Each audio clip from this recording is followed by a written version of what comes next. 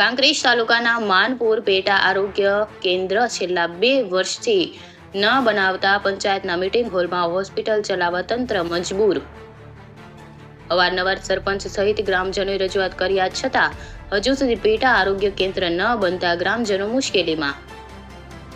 નવીન મકાન માટે જગ્યા ફાળવી આપવા છતાં પણ હજુ સુધી નથી મળ્યું માનપુર ગ્રામજનોને આરોગ્ય ભવન.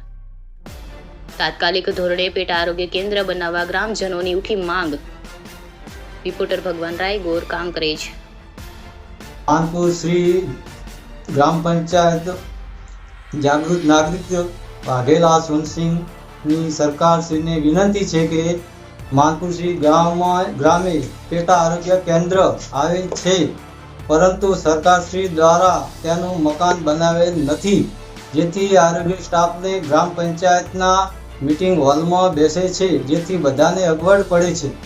આ માટે ગ્રામ પંચાયત દ્વારા જગ્યા ફાળવેલ છે, માપણી પણ થઈ છે, તેમ છતાં હજુ સુધી પેટા આરોગ્ય કેન્દ્રનું મકાન મળેલ નથી, જેથી સરકારશ્રીને અમારી નમ્ર વિનંતી છે કે નવું મકાન જલ્દીથી ફાળવે અને ગ્રામજનોની તકલીફ દૂર કરે. ઓકે, હું સરપંચ પતિ શ્રી માનપુર શિહોરી ગ્રામ પંચાયત.